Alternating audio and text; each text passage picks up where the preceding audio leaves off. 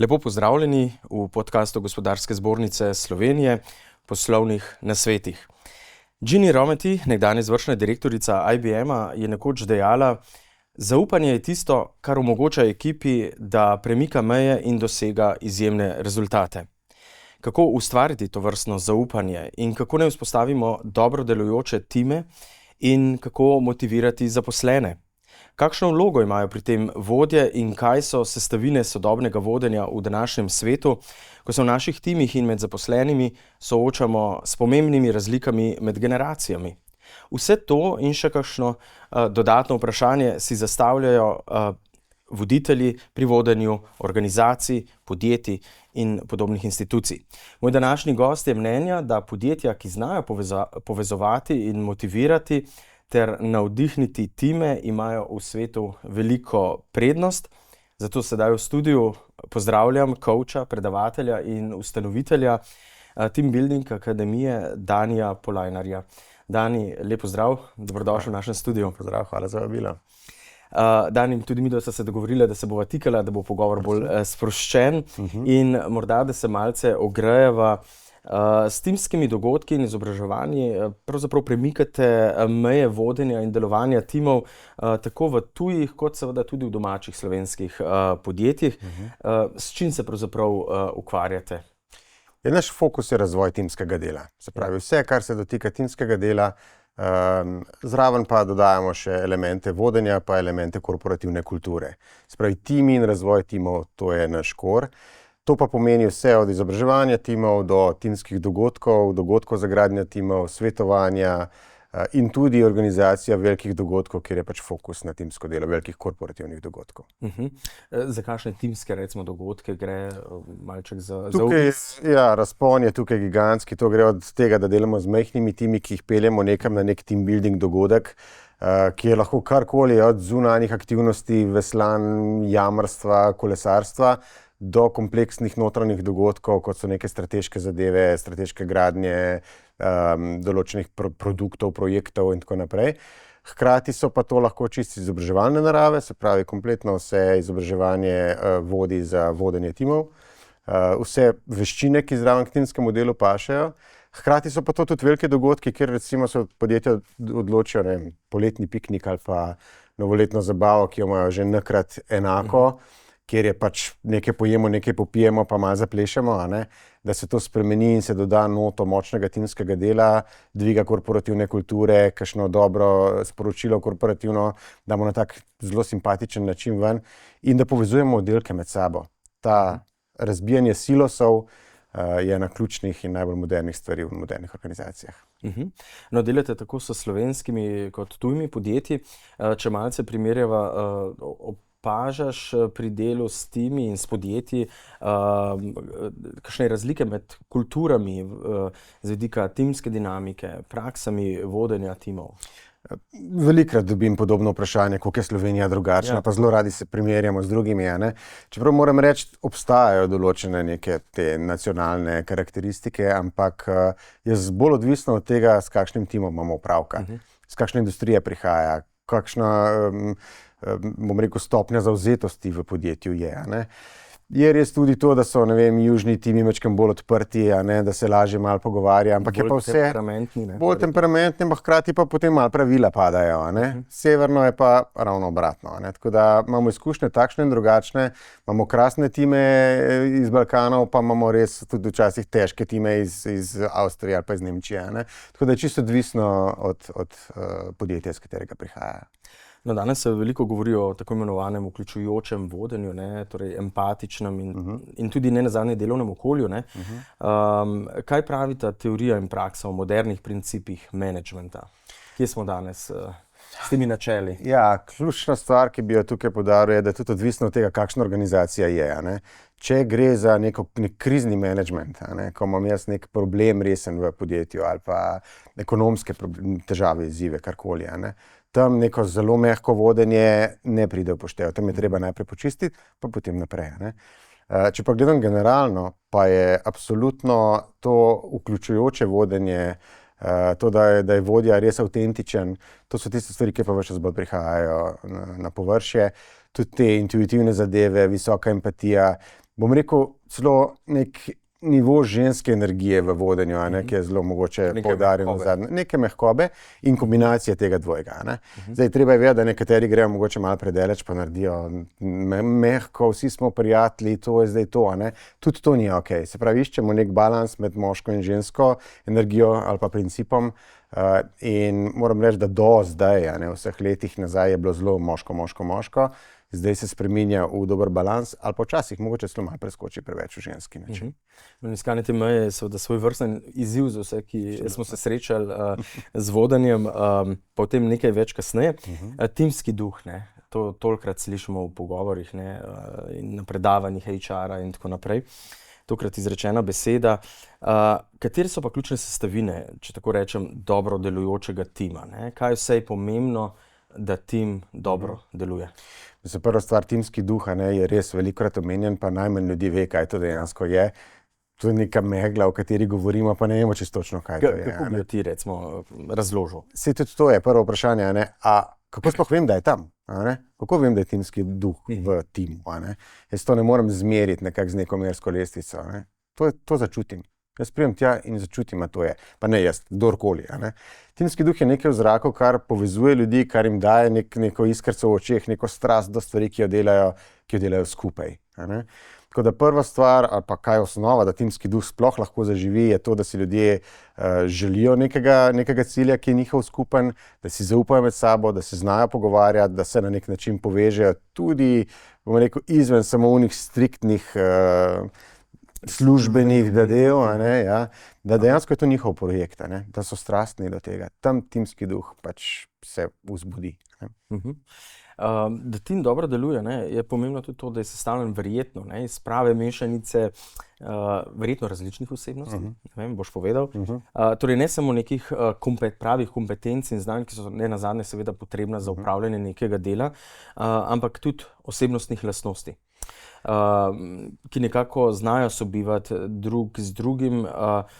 Bi se strinjali, da se dobro upravljanje vodenja timov začne že pri samem rekrutiranju, zaposlitvi pravih ljudi s pravimi osebnostnimi lastnostmi? Lahko rečemo tudi tako, ampak treba je vedeti, da nekaj časa je veljalo, da bolj, ko so se ljudje različni, bolj je fajn, da je tim taki zelo raznolika.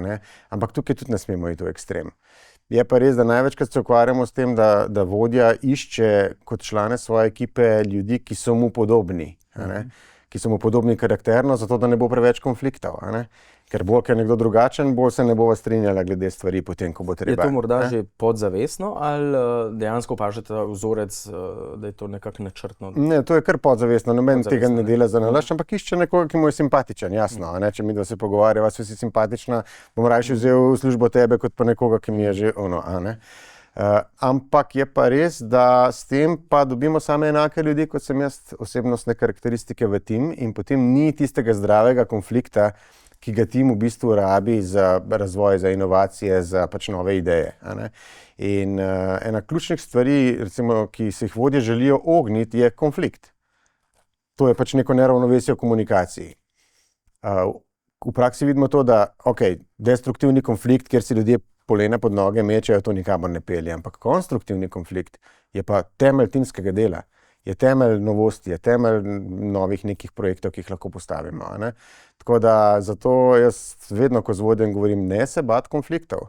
Naučite se delati z njimi, najdite ljudi, ki so drugačni od vas, ker s tem zapolnijo tisto luknjo, ki jo vi nimate, in tim kot celota bo pa lahko perfekten. Noben posameznik ni. Če pa jaz pravilno tim sestavim, pa je lahko. In zato absolutno se začne stvar pri rekrutingu. Ne gledamo samo veščin. Jaz vedno nekako poudarim, gledajte dve plati. Eno je, kako dober delavec je nekdo, se pravi vse veščine, znanje, izkušnje, izobrazba in tako naprej. Se pravi, kako dobro bo svoje naloge opravljal. Na drugi strani pa, kako dober sodelavec je. Tukaj je pa ključno vprašanje, kako paše v našo ekipo. Oziroma, če ne paše ta moment, kakšen potencial ima. Jaz vedno rečem, ko delate rekruting, če ne rabite čist takoj krasnih rezultatov, gledajte neko možnost, ki jo ta človek ima ob razvoju v vaši ekipi. Se pravi, kakšen potencial prinaša v ekipo.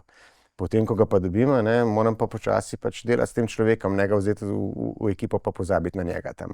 Nekako oblikovati, razvijati to priložnost. Mentorski programi, vodenje pravilno in tudi tim. Ni to samo vodja pa en posameznik, ampak celoten tim, kako vzgaja tega človeka in obratno. Na konferencah o marketingu, komuniciranju in nazadnje HR-u veliko govorimo o teh različnih generacijah, Y, Z in tako naprej, mlajših. In da seveda se morajo prakse nekega menedžmenta prilagajati njihovim potrebam in pričakovanjem. Se s tem strinjaš? Do ene mere ja, do ene mere pa ne. Zdaj, treba je vedeti, da o generacijah je zadnja leta mnogo več govora kot prejšnja leta, če gledam 15 let nazaj, je bilo to sicer omenjeno, ampak niti približno ne toliko kot zdaj. Je pa res, da takrat so 3 generacije recimo delale skupaj, zdaj delajo 4 ali 5 in te mlajše generacije so res drugačne od prejšnjih.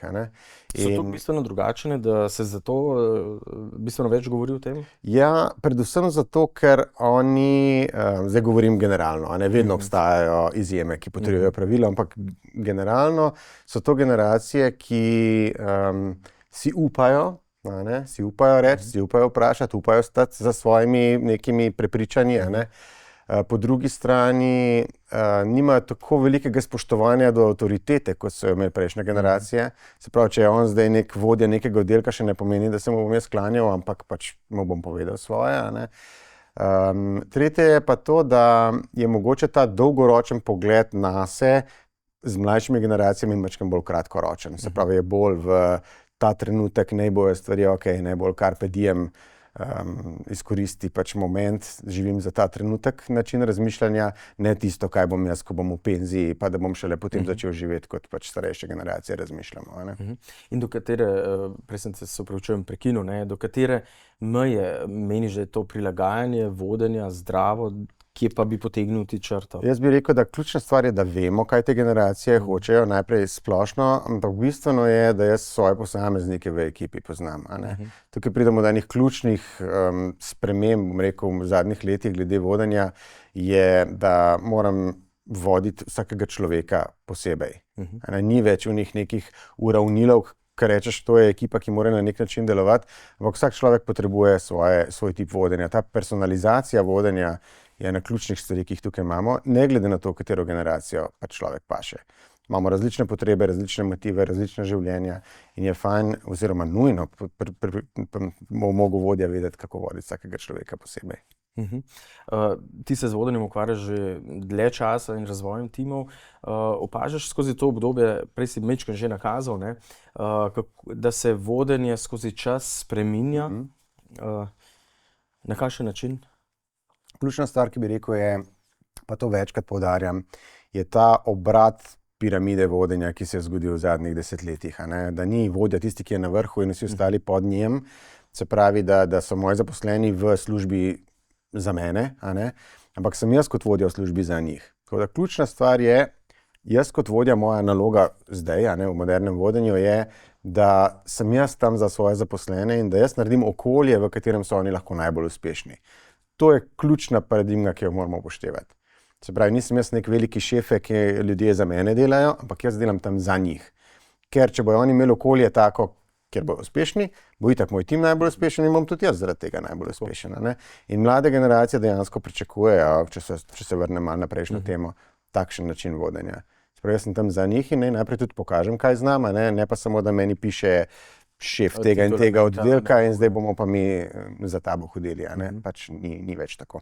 Torej, predvsem naloga vodje ustvarjati ustrezno okolje za čim bolj učinkovito delo, za rast sodelavcev in sodelavk.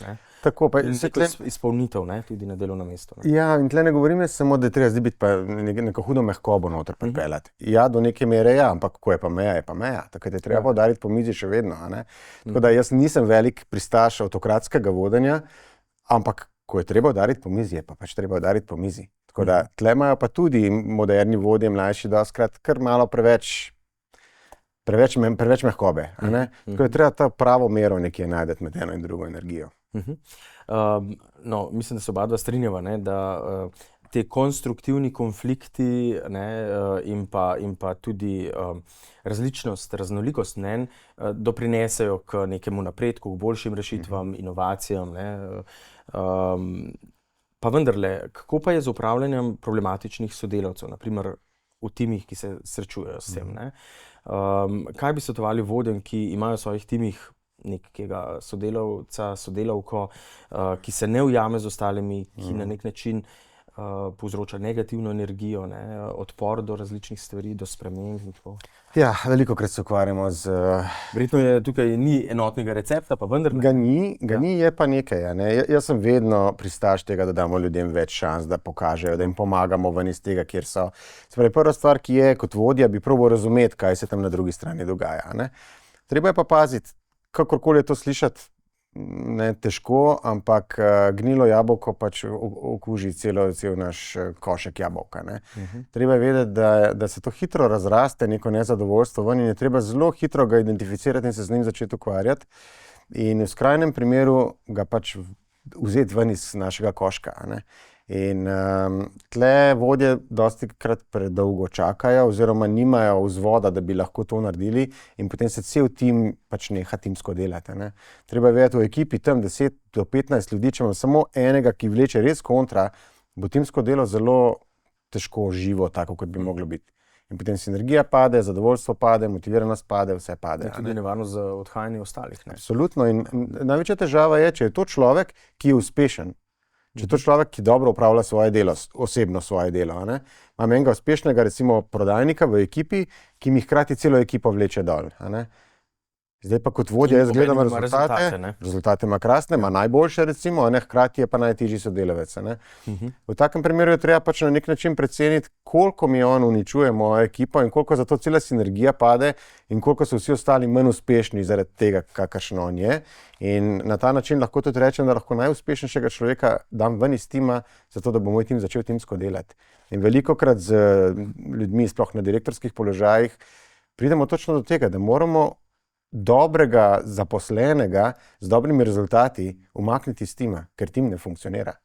In ko to naredimo, recimo, ne, takrat se tim sestavi skupaj in skupna uspešnost tima je ponovadi potem mnogo večja, kot je bila prej. Dejansko potem zacveti. Ne? Ja. No, raziskave pravijo, ne, da imamo na globalnem nivoju precej nizko zavzetost zaposlenih. Tukaj je Evropa tudi... Vedno najslabša, ja. Ja, precej na dnu lestvic, ne. Neki podatki ne, pravijo, da je kar 86% vseh zaposlenih nezavzetih in samo 13% zavzetih. Ne, to me je zelo presenetilo. Kako si razlagaš te rezultate? Kaj delamo v podjetjih, organizacijah narobe? Ja, to so kar zaskrbljujoči rezultati. In Evropa je globalno vedno na dnu teh rezultatov. Ne? In en tak rek obstaja, ne, da Evropejci znamo dobro živeti, ampak ne znamo dobro živeti v službah. Se pravi, naše življenje se začne potem popoldne, ne? Tam se imamo krasno, v službah pa ne. Ne?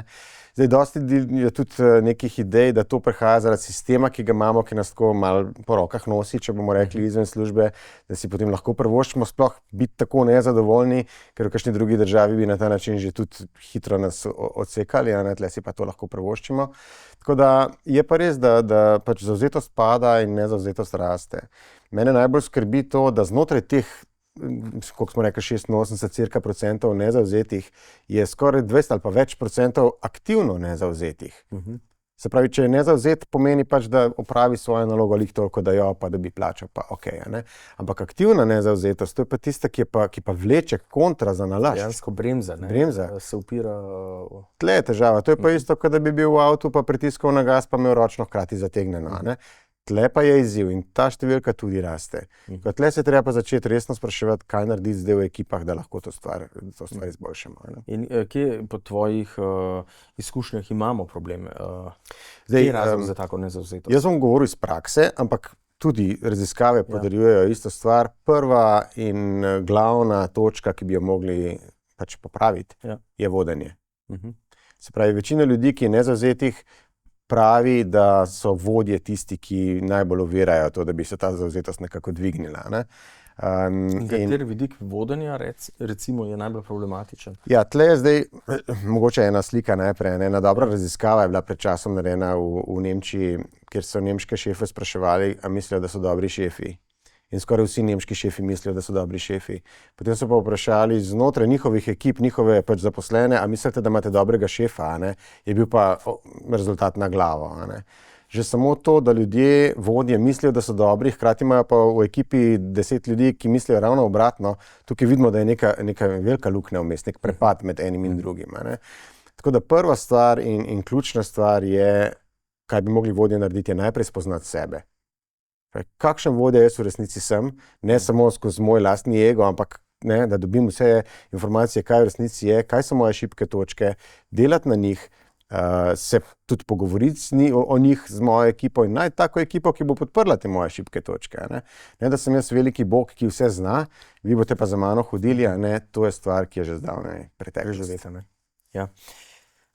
Kaj bi svetovali podjetjem, da naredijo z vidika svoje notranje kulture, klime in ne nazadnje načina vodenja timov, ne, da bi spodbudili to zavzetost, motiviranost in ne nazadnje zadovoljstvo zaposlenih? Nekaj si že navedel, ne, torej vodenje je prvi verjetno področje, ki ga je potrebno urediti. Ne? Sigurno in tudi pogledati, kako naši vodje vodijo, ne, tukaj v 5 kadrovske službe noter, da niso samo administratorski centri, ampak da dejansko delajo na razvoju zaposlenih, spodbuditi izobraževalne centre, da pač dvignejo ta nivo vodenja kot takšnega in tudi umakniti vodje, ki niso dobri vodje, pač to je vedno prva stvar. Ne? Težava pri nas pa je, pa tudi to velikokrat poudarjam, da dostikrat strokovnjake, ki so dobri, če hočejo napredovati, damo na vodstveno pozicijo. Se pravi, če ti hočeš hierarhično naprej, tvoja stvar ni, da rasteš samo kot strokovnjak, ampak moraš postati vodja. Ne? In v tem primeru zgubimo dobre strokovnjake, pa dobimo slabe vodje. In imamo serijo krasnih strokovnjakov v slovenskih podjetjih, ki so na vodstvenih položajih in so nezadovoljni in hkrati tudi njihovi zaposleni. Tako da prvo je sigurno sistem vodenja oziroma vodja kot taki. Drugo pa je delo na korporativni kulturi. Se pravi, da mi vemo, kaj je kultura našega podjetja, kaj se pri nas sme, kaj se ne sme, kaj se spodbuja, kaj ne. Kaj je naše podjetje drugačno od drugih, kaj so naše vrednote. A ne? To so stvari, ki recimo že vrednote kot take, veliko podjetij ima to definirano, a ne? Ampak to je pač na steni 5 vrednot, ki jih je management definiral 7 let nazaj in so tam na steni in to je vse, kar je. Že na recepciji dol pa vidiš, da ni nobena od tistih vrednot živa. Tako da delo na tem, da vrednote, ki jih zagovarjamo, pa ki jih izberemo, res živijo v praksi. A ne? To je pa ekstremno težka stvar, ki jo moramo ves čas početi. Ni to nekaj samo, ko enkrat imaš to inicijativo, pa pustiš potem 5 let. To je stvar, ki jo treba vedno obnavljati. In kdo je ključen recimo pri tej notranji kulturi? Katere funkcije? Verjetno najprej se začne vse pri vodstvu, ne? Absolutno je tukaj vodstvo prvo. A ne? Takoj se vidi, če v vodstvu stvar ne funkcionira, drugje tudi ne bo. Je pač nemogoče. Tako da ta ozek vrat steklenice je vedno na vrhu, a ne? To je pač to. Kar pa vidim potem, a ne, moderna podjetja to zelo znajo dobro narediti, je, da vključijo kadrovsko funkcijo zelo blizu vrha. Nekje je bilo rečeno, da moderna podjetja, to sem jih zadnjič zasledil, da bi mogla imeti 3 člane uprave, se pravi direktorja, finančnega direktorja pa kadrovskega direktorja. To je uprava, vse ostale pa potem razširjen kolegij.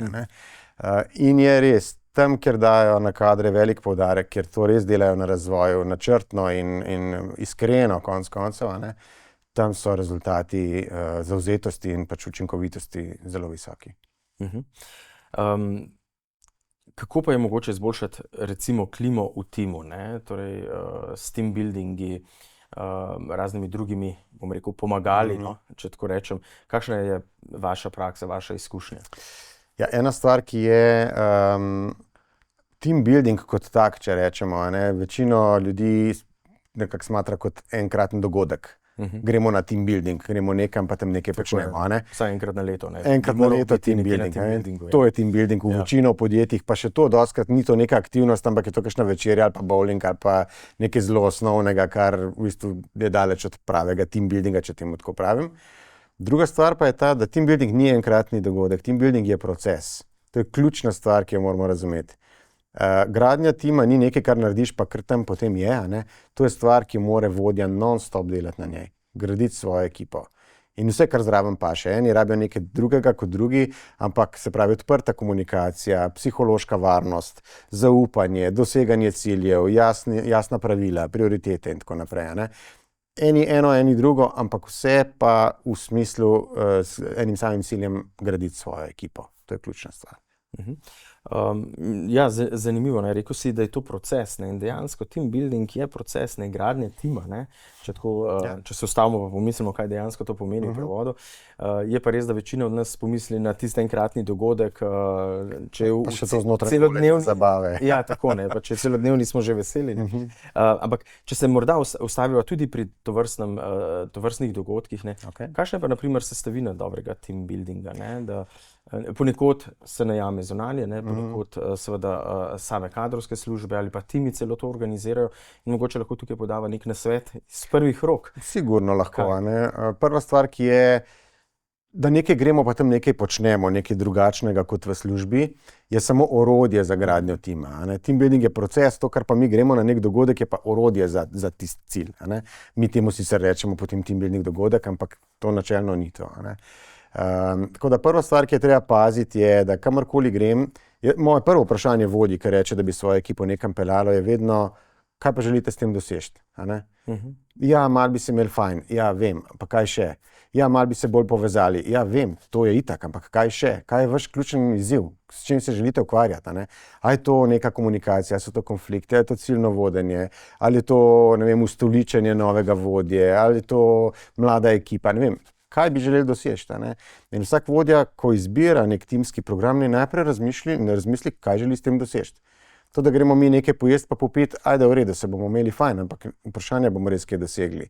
Če grem jaz načrtno v nek team building dan, tam pa moram vedeti, kaj.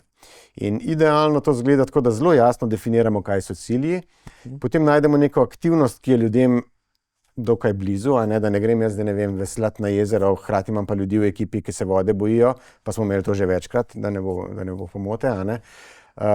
In da najdemo neko aktivnost, ki jim je blizu in potem pač gremo skozi to aktivnost, na koncu pa naredimo nek wrap-up, neko evalvacijo, kako smo mi kot tim pač funkcionirali. Jaz najbolj zagovarjam neko kombinacijo delavniškega dela z nekim aktivnim timskim programom, ker tukaj pač ekipe največ ven potegnejo, z evalvacijo na koncu. Se pravi, na začetku malo se pogovorimo, kaj timsko delo je, kako to teče v modernih firmah, kaj so pri njih izzivi, potem gremo in probamo to res v praksi, na koncu pa naredimo evalvacijo, kje naš tim v resnici je in si pač damo ogledalo pred oči. No, zanimivo. Kako pa so sicer, Dani, kako so pomembna ta neformalna druženja? Vemo pač vsi hitimo vsak dan drug mimo drugega, delamo, smo na sestankih in tako naprej, z vidika čim večje učinkovitosti, pa vendarle smo vsi samo ljudje, z nekim ruzakom, s katerim pridemo v službo. In vsak od nas potrebuje verjetno tudi neko neformalno komunikacijo, vsaj malce druženja in tako naprej. Ampak kje potegniti potem to črto, ko rečeš dovolj je toliko, ne? Ja, treba je vedeti eno stvar. Čista osnova ali pa temelj timskega dela je zaupanje. Tako kot je bilo na začetku rečeno. Če si ljudje med sabo ne zaupajo, timskega dela ne more biti. To je čista osnova. In jaz kot vodja se moram najprej vprašati, prvič, kje je nivo zaupanja v moji ekipi, drugič pa kako ga pač vzpostaviti. In iz prakse lahko pač potrdim, da najbolj tisto osnovno zaupanje, ki ga midva kot dva človeka lahko zgradiva, ni v delovnem procesu, ampak je v tistih zraven stvareh. Kavice, malce, srečanje na hodnikih, team buildingi, novoletne zabave, karkoli pač. Tam se dejansko ljudje res povežejo. In dostikrat pa vodje mi sekamo, ga ni 15 minut dal iz malce in je to cela panika. Sploh recimo to ratuje pa zdaj ključen problem v modernem tipu vodenja, ki je kombinacija dela v pisarni pa dela nadaljavo. Se pravi v teh sistemih, ko se mi recimo vidimo enkrat na teden fizično. Zelo veliko podjetij ima zdaj sistem 4+1. 4 dni doma, en dan v službi ali pa 3+2, vseeno. In tukaj moramo pa zelo jasno ločiti, kaj je tisto, kar ljudje delajo doma in kaj je tisto, kar delamo v službi. Se pravi, ko delajo ljudje doma, se morajo fokusirati na svoje delo. tam delajo taske, tam izpolnjujemo plane in tako naprej. Ko smo mi skupaj v službi, je pa ključen fokus sodelovanje. In tam pa moram jaz spodbujati kot vodja, da ljudje so skupaj in da delajo tudi neformalno in tako naprej. Tako da v tem primeru, če smo mi skupaj, si rečem kot vodja skozi stara očala, bi rekel, ja, mi smo tlele zdaj prišli en dan na teden, se vidimo, ajde gremo delati. To je ključna ideja prej. Moderni vodja bo rekel, ne, 4 dni smo delali zdaj doma, tukaj zdaj moramo pa mi se povezovati, zdaj moramo pa se na nek način združiti. Tukaj pa pridejo kavice in te stvari, brainstormingi, skupni sestanki, karkoli, samo ne dovoliti, da ko ljudje pridejo v službo, si dajo gor slušalke in so potem vsak na svojem projektu, ker je to isto, kot bi delalo doma. Tako to je treba zelo, zelo jasno ločiti. Tako da zdaj, kje črto potegniti, je vprašanje vsakega tima posebej, vsakega vodje posebej. Zdaj, če imam jaz razpuščene ljudi, to ne gre, ampak ne smem pa jih sekati in siliti nazaj, če vidim, da je to povezovanje ključno za gradnjo zaupanja v moji ekipi.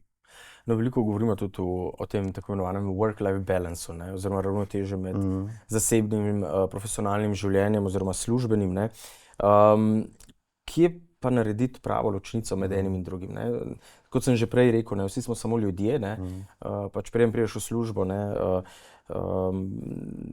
si doma bil v družini, si skrbel za morda bolnega sorodnika in podobno.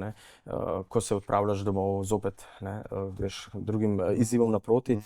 To vse determinira tudi delo v službi in naše odnose.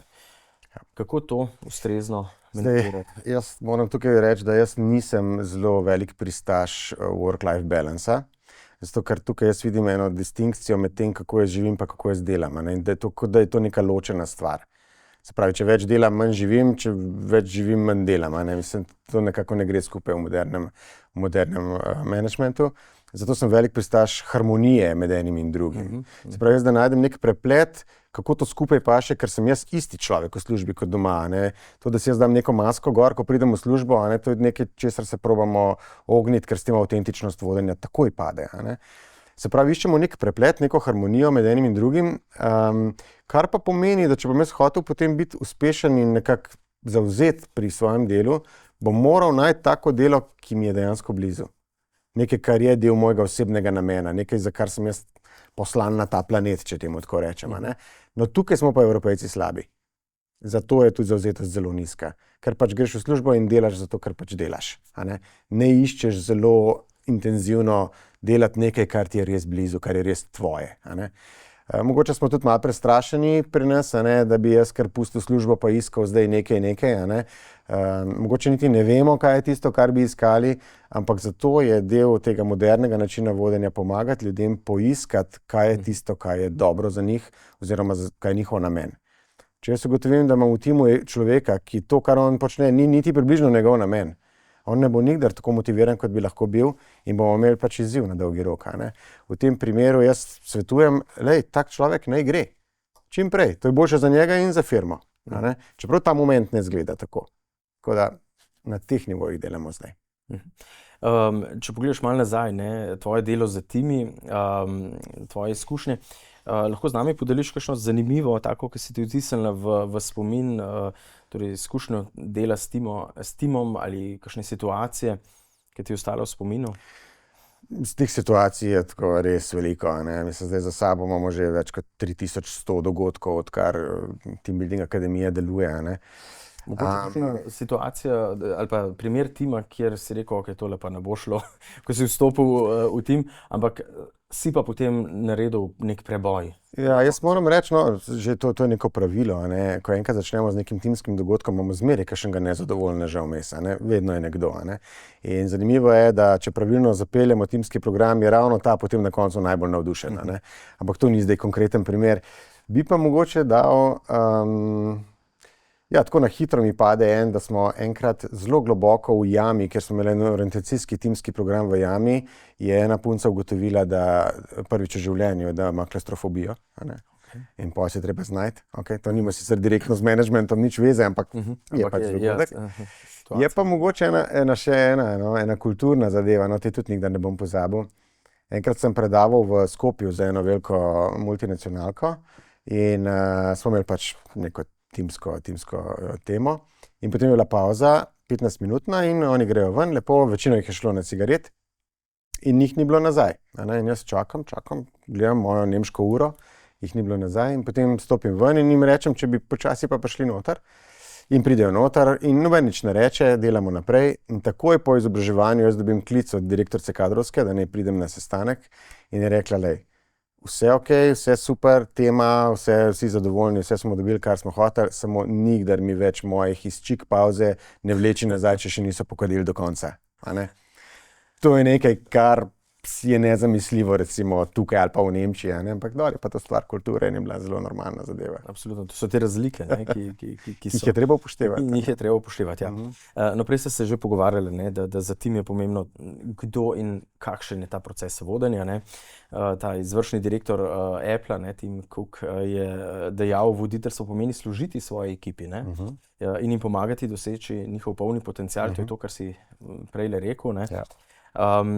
Če strneva mogoče, torej v parih besedah, kako bi rekel, kakšen je danes sodoben vodja? Okay. Sodoben vodja mora biti avtentičen, se pravi prva stvar, da zna priznati, kje je tudi on šibek in si poiskati pač pomoč v timu, da najdemo to pač kompletnost tima. Druga stvar, ki mora biti razumevajoč, se pravi, da zna tudi različne tipe ljudi različno voditi in razumeti, kaj je tukaj v ozadju, da to niso samo številke na papirju. In jaz kar pikce dobim, ker rečejo ljudje, ne vem, naši kadri, ali pa kadrovski menedžment, upravljanje s kadri. To je kot neke številke. To je vodenje sodelavcev. Mi smo ljudje. Tako da sigurno mora biti človeški, hkrati pa mora imeti visok prag tega resiliensa, te neke odpornosti na situacijo okrog njega, na stres, na stvari, ki prihajajo. Spravi, mora imeti debelo kožo. Kljub temu, da je mehak na noter, na ven mora biti koža debela. In da ohranja verjetno tudi neko mirnost in tako naprej v kritičnih situacijah. Tako je. Ja, se kot vodja rodiš ali se mogoče veščin vodenja naučiti? Verjetno je to klasično vprašanje, se ti upravičujem, ampak to je večno vprašanje. Je vedno zanimivo to postaviti nekomu, ki se ukvarja z vodenjem. Res je klasično vprašanje in jaz lahko rečem, da pomaga, ljudje se rodijo z določenimi talenti, eni so bolj karizmatični kot drugi, to pač vedno je, eni so hitrejši razmišljajoči kot drugi, eni so bolj empatični kot drugi. Je pa res, da se da pa zelo veliko naučiti. Zelo veliko naučiti, samo moram imeti voljo in pač vedeti, kaj. Tako da jaz zelo toplo priporočam, recimo coaching kot tak, kjer nam nekdo pomaga našo veščino, tem, kjer nam manjka zgraditi, da nas opozori tudi mogoče na določena področja, na katerih bi mogel delati. Tako da se marsikaj naučiti, pomaga pa, če si rojen z določenimi karakteristikami, to je pa res. Katere so tiste karakteristike, ki pomagajo in seveda so, če jih dobiš prirojene, ki jih imaš?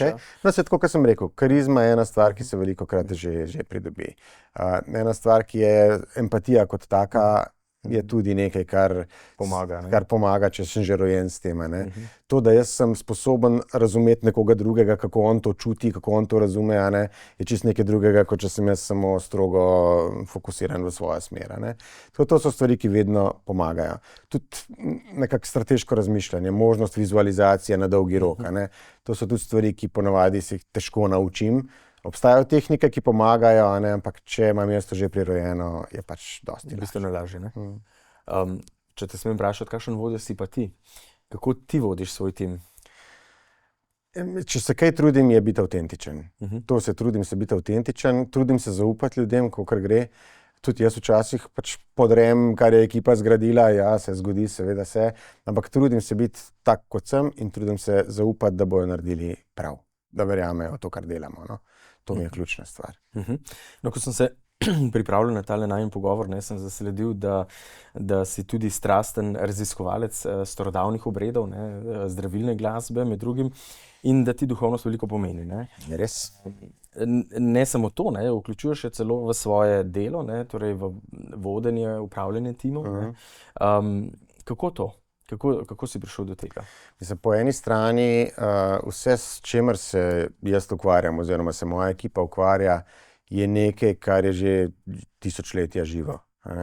To, kar mi se zdaj v modernem managementu učimo, to je par modelov, ki so mogoče malo prilagojeni temu okolju, ampak pristni odnosi, zaupanje, vizija, načrtovanje, to je vse, kar je medčloveško že 100.000 let. Ne? In meni je krasno se učiti od, bom rekel, najbolj osnovnih ljudstev ta trenutek, v kakšnih džunglah ali pa puščavah, kjer je to še vedno pristno živo. Pri nas so te maske zelo zamazale te odnose in tam vidiš, kaj je tisto, kar je pristno človeško. In jaz se v modernih podjetjih želim to pristno človeškost iz ljudi ven potegniti. In tam, kjer se to zgodi, tam ni nezavzetosti, pa tam ni destruktivnih konfliktov, tam so stvari popolnoma drugačne. Ampak kako pa, naprimer, to duhovnost materializiraš v vodenju timov? Na kakšen način prinašaš komponento? Ena točka so se že dotaknila, čisto na začetku, ko sva rekla, kaj je to timski duh. To pa še direktno sem noter. Kaj je zdaj pa timski duh? In že če samo skozi tako temo začnemo se pogovarjati, zelo hitro pridemo do nekih osnovnih medčloveških zakonitosti.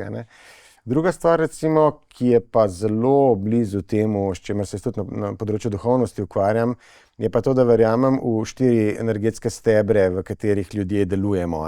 Se pravi, racionalni steber, fizični steber, da telo deluje tako, kot more, emocionalni steber, da smo čustveno stabilni in tako, 4. je pa duhovni ali pa spiritualni steber. Tukaj pa vprašanje, zakaj sem jaz tukaj, kaj so moje vrednote, kaj je smisel tega, da jaz delam, kar delam.